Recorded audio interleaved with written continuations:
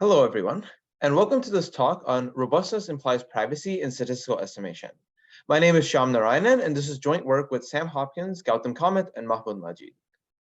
So before we talk about our results and discuss the math, I first want to set up the landscape of this talk by discussing some important terms, namely statistical estimation, robustness, and privacy. So let's begin first with statistical estimation. This is perhaps one of the most important high-level questions in statistics, where the question is just to learn the parameter of a distribution given samples from a distribution. So by this, we mean that the distribution has some parameter data. We're given samples from the distribution, and from this, can we approximately figure out how the distribution is parameterized? This captures a lot of interesting high-dimensional statistics problems. One such problem is the mean and covariance estimation of Gaussians. So if you're given samples from a high-dimensional Gaussian, the parameters are the mean and covariance, and can you learn it from the samples? There are also lots of other very interesting problems like linear regression, PCA, and mixture problems, as well as other statistical and algorithmic problems that are not necessarily high-dimensional statistics. Community detection is perhaps one of the most famous of these problems. In statistical estimation, often people don't just want to be able to learn the parameter. There might be additional desiderata that people want. One of these is what's called robustness. The idea behind robustness is if you are given samples, say x1 through xn, that are IID from the distribution, we consider what happens if some adversary may corrupt an eta fraction of the samples. So to explain this further, we think of the data as being some IID samples. It goes through some adversary that corrupts part of the data, and then you're left with the corrupted data at the end. And this model of corruption can not only capture issues of tampering, where somebody actually goes in and tampers the data, but it can also capture issues of outliers. Maybe if 99% of the data comes from a Gaussian distribution, but some 1% of distribution is outliers, or model misspecification, where maybe the samples aren't perfectly IID Gaussian, but have some distribution that's close enough so that it can be captured by this model. And the question is still the same, which is, can we approximately learn the parameter data? The next important desiderata is what's called privacy. The idea behind privacy is that the data x1 through xn may come from individual people. For instance, we can consider the data being medical data. Maybe it's some study being done on a drug, and we want to determine for a certain class of patients. And we want to make sure that we aren't compromising sensitive information about the patients who we are contributing this data. And so the question is whether we can output properties of the data without revealing sensitive information to the public.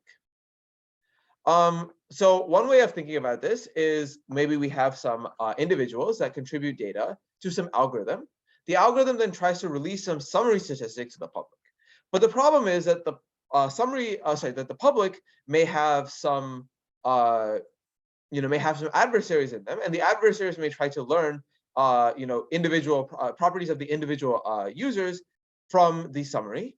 And in fact, they can succeed from naive summary statistics. So the question is, can we sort of make sure that the summary we have is private enough so that it doesn't compromise the data of the individuals? So in statistical estimation, we often are interested in a more formal or mathematical notion of privacy. And so we use this thing called differential privacy. The idea behind differential privacy is the following. So suppose that we have an algorithm A that acts on data sets. So this can be thought of as like a statistical algorithm that tries to output a summary or a parameter estimate. So we're given an algorithm A that acts on data sets x1 through xn and outputs some parameter data. And we say that the algorithm is epsilon comma delta dp if for any two adjacent data sets, x and x prime. By adjacent, I mean that only a single data point has changed between one to the other. So these are data sets of size n where only one data point has changed.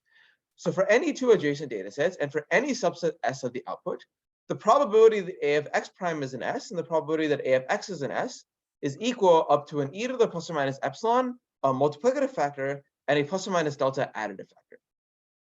If you're not familiar with this notion, you can intuitively think about it as the following, which is that the output of the algorithm cannot distinguish between the data point xi being in the data set or the data point xi prime being in the data set. So essentially, we have preserved the privacy of xi because it could have, for all we know, been some other point. One thing that I want to keep in mind is that when it comes to statistical estimation, we can only hope for accuracy in the average case when maybe all or perhaps most of the points are drawn from some distribution. But the differential privacy that we want actually has to hold for worst case. So between any two adjacent data sets, we want privacy, because we want to say that even if we were given arbitrary data that maybe was tampered or whatever, even if we can't necessarily learn anything valuable, we still are not, compromising the privacy of the individuals that are contributing the data. Finally, before I discuss the relationship between privacy and robustness, I want to mention, how should we think about the parameters epsilon and delta? So the idea is that delta is kind of like a failure probability, in the sense of delta sort of, you can think of it as representing the probability that you actually just completely leak the information about x versus x prime. So because of this, you want delta to be extremely small. In fact, you should think of delta as at least being smaller than any inverse polynomial function, perhaps even 0 or at least exponentially small. And epsilon, on the other hand, can be thought of as maybe more reasonable. For instance, epsilon can be a small constant, or perhaps 1 over a small polynomial in n. So now let's talk about privacy and robustness and how they are intuitively related. So privacy says something about similarity of outputs when you change a single data point. Robustness says something about similarity of output when you change a small fraction of data points. This might imply that privacy is a weaker notion than robustness, but that's not entirely true. In fact, the reason it's not true is because the idea of robustness is that you must have a similar output, in the sense of you must be close to the right answer. But privacy, you have a much stronger notion of similarity, because you want actually the distribution of the outputs to be very similar, not just the value of the output to be similar. However, that still means that even despite these differences, there are still a lot of relationships between privacy and robustness. And in fact, in 2009, Dwork and Ley showed how to use one-dimensional robust statistics algorithms to develop one-dimensional differentially private statistics algorithms. And more recently, in the past few years, people have worked on high-dimensional statistics and have shown how to develop high-dimensional private algorithms based on high-dimensional robust algorithms. However, we still have a better understanding of robust estimation as opposed to differentially private estimation. So this motivates our research, which is to understand what the relationship between privacy and robustness is, and whether we can use this relationship to solve some other private statistics problems optimally. So we can now talk about our results. So at a high level, our results are the following. The first result we show is a black box reduction that converts any robust algorithm into a pure DP algorithm. By pure DP, I just mean in this epsilon comma delta DP when delta is equal to 0. In other words, it's kind of like there's no additive error or no failure probability. And this allows us to get optimal sample complexity for many problems via a black box approach. However, this approach is exponential time. But we show that via the technique of sum of squares, which I'll discuss a little bit later on. If there exists a sum of squares based robust algorithm, we often can show how to make this reduction into a pure DP algorithm done in polynomial time, which allows us to get optimal polynomial pure DP algorithms. Finally, we show using these techniques how to get optimal Gaussian mean and covariance estimation for both in polynomial time and with differential privacy. And we do this actually both for pure DP when delta is 0 and approx DP when delta is allowed to be greater than 0, in which case you can get a bit of an improvement. Even though the black box reduction only technically works for the delta equals 0 case, we show how to modify the black box technique a little to work for the approx case as well. I want to talk a little bit more about private mean and Gaussian mean and covariance estimation, because this is the main technical result. So we show that given n samples from a Gaussian distribution, if the covariance is known to be identity, but the mean is unknown, we can learn the mean up to error alpha using d over alpha squared plus d over alpha epsilon plus d log r over epsilon samples in the pure DP case. So the d over alpha squared is in fact required even for non-DP setting, just trying to learn the Gaussian. And the two additional terms in blue are the sort of cost of privacy. I haven't explained what R is, but R can be thought of as a promise on the bound of the radius of mu. So the idea is that in pure DP, you need some sort of promise that mu is bounded in some area. But in approx DP, actually, you can get rid of this by replacing the d log r term with a log 1 over delta term. But the important thing is that this ends up being the optimal sample complexity for private Gaussian mean estimation. Finally, we also show a similar result for general Gaussians when the covariance is unknown. Here we show that the sample complexity is basically a quadratic factor larger, so it's roughly d squared times similar terms. Now let's compare this a little bit to previous work. So first, we are the first polynomial time algorithm that has fully optimal sample complexity in all parameters. And all previous polynomial time algorithms were suboptimal in some of the parameters, either in D, alpha inverse, epsilon inverse, or log 1 over delta. And moreover, we're also, because our techniques are based on robustness, we actually are able to not only get differential privacy, but we're actually able to get simultaneous privacy and robustness. And we are the first such algorithm for covariance estimation that has only D squared sample complexity. Now, given our results, we can discuss some math. So I'm going to mainly focus on the black box conversion that may take exponential time to go from robustness to differential privacy. So the way that our algorithm works is based on a technique called the exponential mechanism.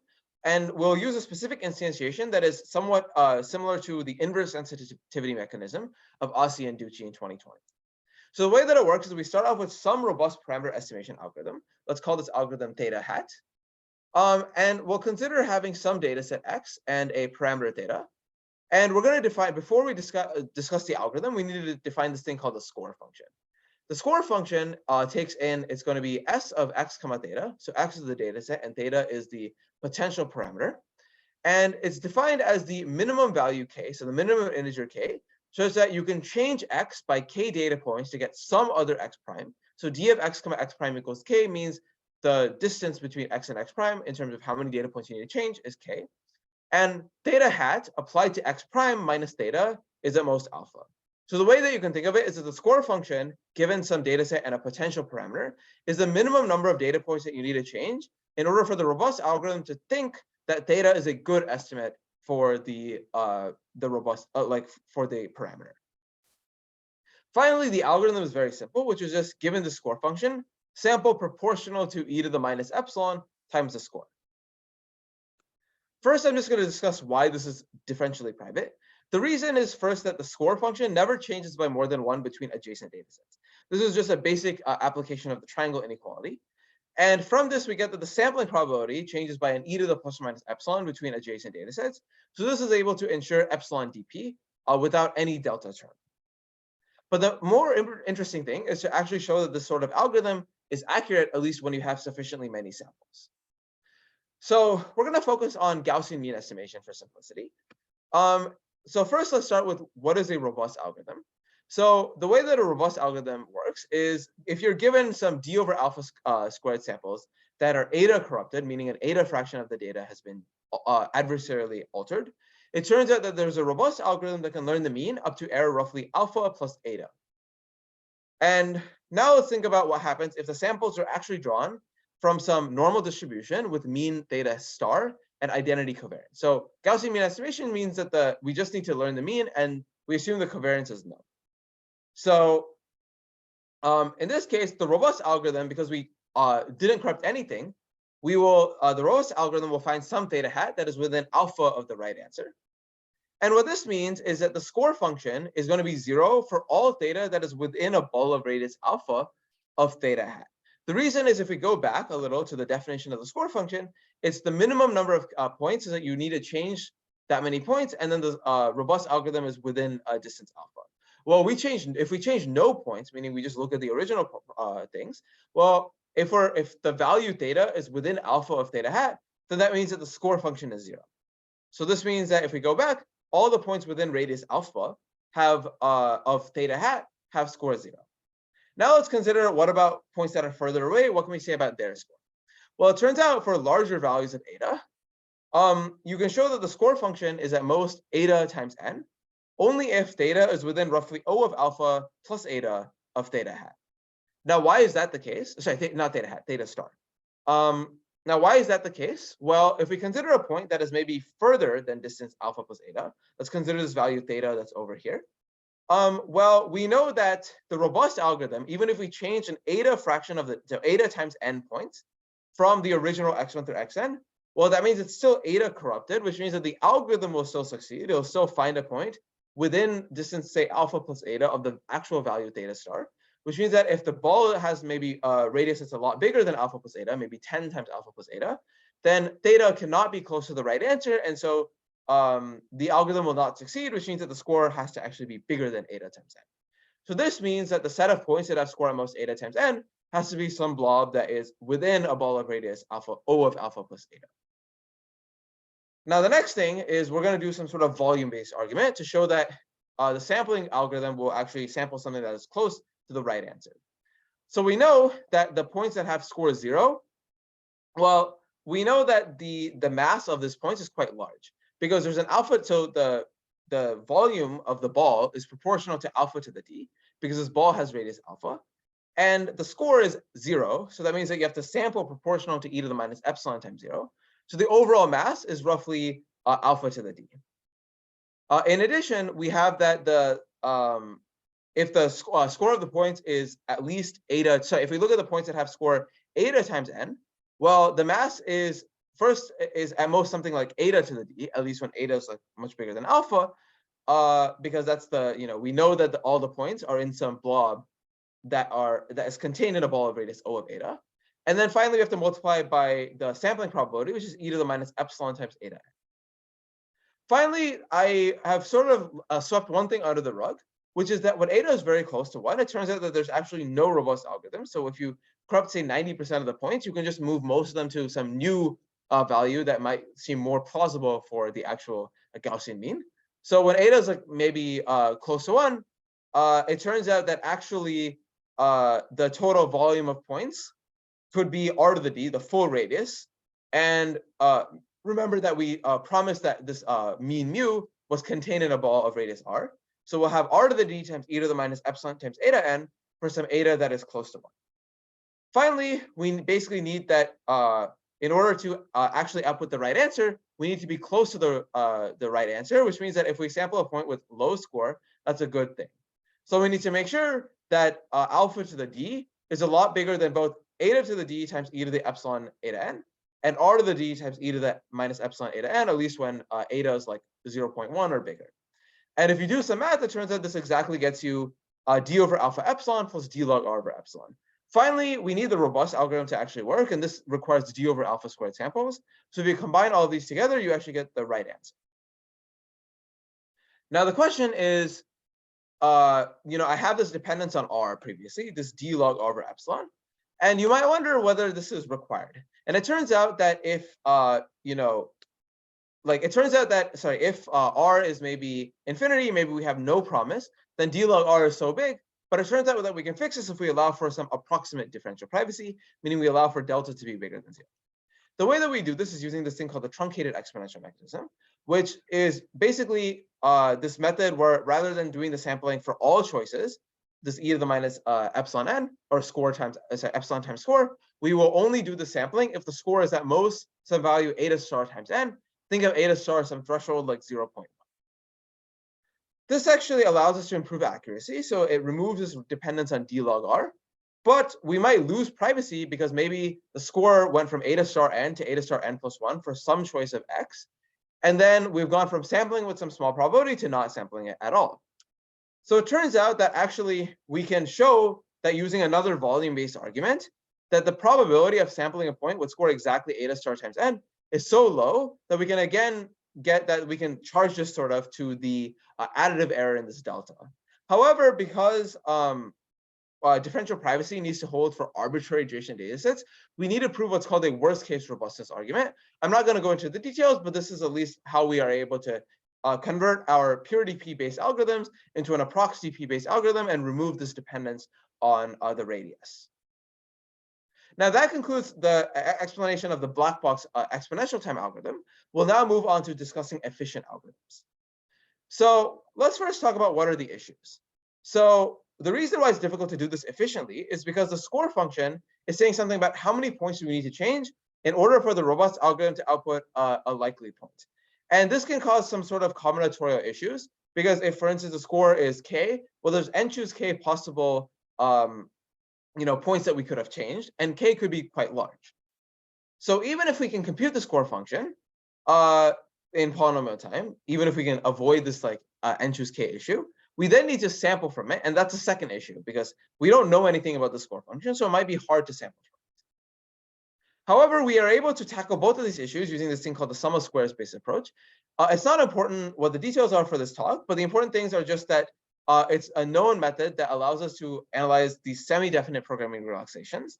And in fact, there are known polynomial time robust algorithms for both Gaussian mean and covariance estimation, which we can actually use to our advantage. Sorry, just to maybe make one more note, is that we also use we use the score function that we discussed before. We also create a semi-definite programming relaxation using a similar method to this Kothari Manohar Zhang paper, and this allows us to efficiently compute the score function. But that doesn't necessarily mean that we can sample from it. But it turns out that the score function, at least the relaxation of the score function, which generates a new modified score function, has this nice quasi-concave property. And quasi-concave, I'm not going to define it, but the idea is that it's sort of similar enough to a concave function. So you can actually apply convex body sampling techniques similar to known log concave sampling based techniques. So this idea of sampling based on quasi-concave functions is based on this thing called the sum of squares exponential mechanism, which was first proposed by Hopkins, Kamath, and Majid in 2022, and was used also for doing pure differential private mean estimation, but for heavy tail distributions, and they didn't get optimal results for Gaussians. And we improve over their method in two ways. The first is that their method requires a concave score function, but ours only needs a quasi-concave score function. And the second is that their method was iterative, but our method is one shot. And this means that we are able to avoid some logarithmic dependence on the mean and covariance bound. So basically, we're able to avoid these like log R dependencies, whereas their paper requires this dependence. I want to mention a couple of caveats that makes this a little bit trickier to implement in, to actually prove it in practice rather than, just the high level ideas. The first is that it turns out that the sum of squares based score function, due to these precision issues with semi-definite programs, it turns out that you can't actually efficiently compute this score function. However, we are able to show using a thing called approximate pseudo expectations that we can basically modify the score function using this thing to get to an actually computable score function. The second thing is that even after doing this modification, we actually can't exactly compute the score. We can only approximately compute the score. This will complicate the sampling algorithm a bit, but we are able to overcome these challenges. Finally, we also mentioned this worst case robustness thing that is needed for ApproxDP, and we need to prove some new sum of squares based results to be able to show that mean and covariance estimation have this worst case robustness property. So that concludes the technical stuff of the talk. And I just want to conclude by summarizing what we've done and noting a couple open problems. So what have we done in this work? First, we generated a framework that allows us to convert robust statistics into differentially private ones. And we do it in a very black box manner. And in a more white box method, we are able to convert this into polynomial time. And we use this to generate the first polynomial time algorithms for Gaussian mean and covariance estimation using optimal sample complexity. There's a couple of interesting open questions, however. The first is whether we can get more practical algorithms. So our algorithms use rather complicated sum of squares and convex body arguments, but maybe there are more efficient algorithms that actually work in practice, but can still get similar qualities of guarantees. The second thing is whether we can convert this into polynomial time algorithms for other problems. Maybe we can use linear regression based sum of squares algorithms and convert those into optimal private linear regression. And that concludes my talk, and thank you so much for listening.